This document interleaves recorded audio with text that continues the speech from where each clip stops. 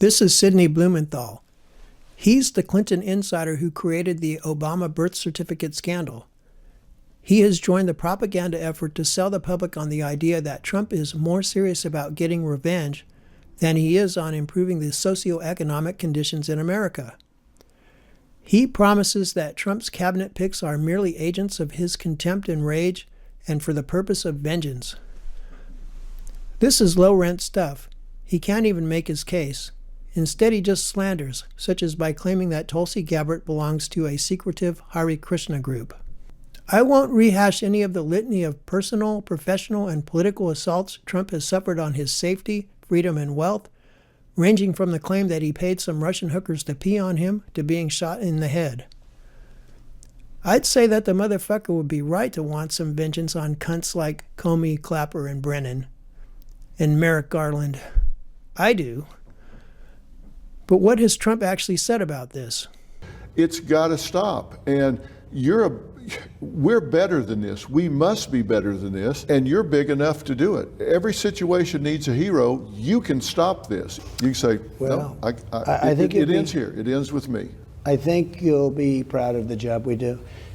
And, the word revenge is a very strong word, but maybe we have revenge through success. But that's what I'd like to see. I want to see the country survive, because this country is not going to survive like this. And really, the expression, I think it's the greatest theme ever in politics, maybe, because it's the biggest movement. We want to make America great again, and that's what we have to do. And I think you'll be very proud of the job we do. The prosecutors in the New York bookkeeping case want the judge to delay sentencing Trump until after he completes his new term as president. The government will lose this case on appeal. I won't rehash the constitutional, procedural, and ethical violations which perverted justice. If the judge doesn't have the integrity to dismiss such a flawed and corrupt case, then Trump has the right to argue the flagrant and malicious errors in the appellate court without having to wait another 4 years. The rule of law, right? Just like everyone else, Trump has the right not to have his name besmirched by false charges. It is a direct and blatant attempt to circumvent the appellate process. Every defendant under New York law has the right to an appeal once you're convicted. And he's going to be trying to deny Trump's right to appeal for 4 years. Of course, timing is everything.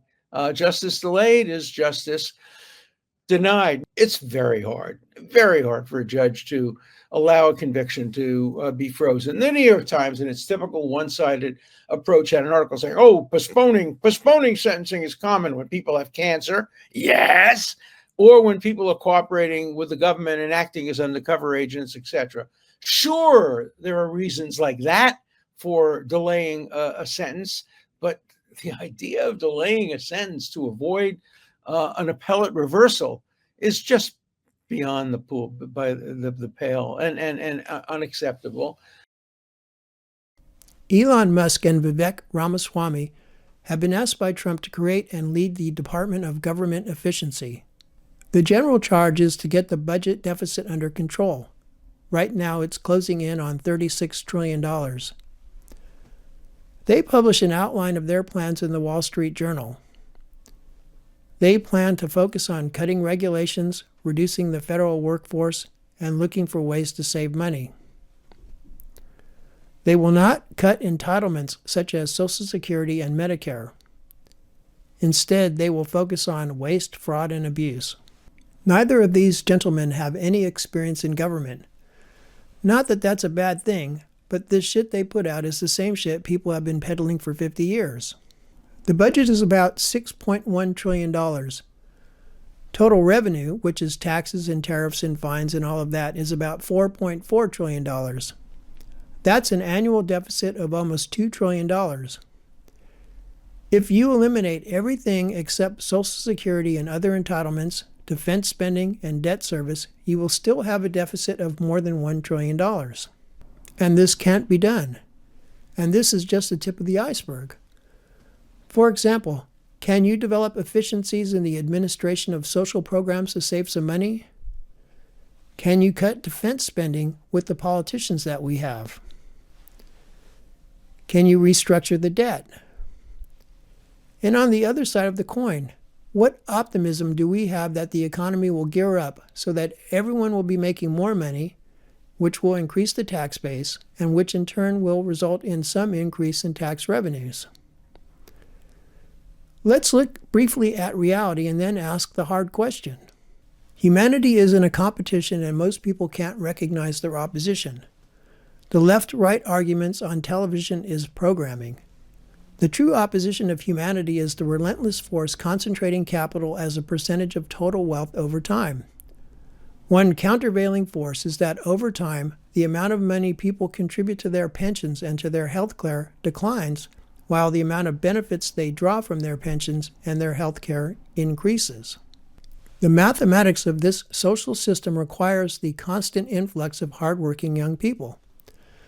I don't know where the equilibrium is, but we're well far from it, and we're unlikely to get there anytime soon.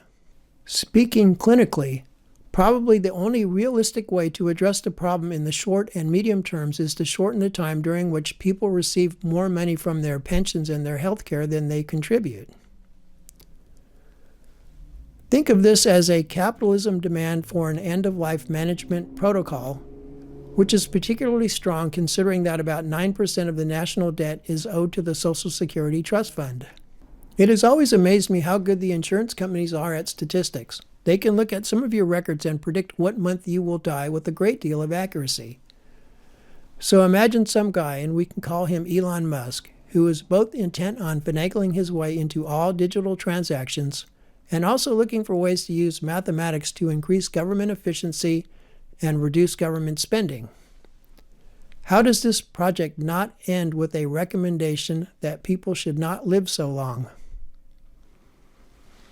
Of course, no one will say this out loud. You will hear a lot of happy talk about crypto and growth and the greatest economy ever. But when you hear their plans, try to hear what they're really saying.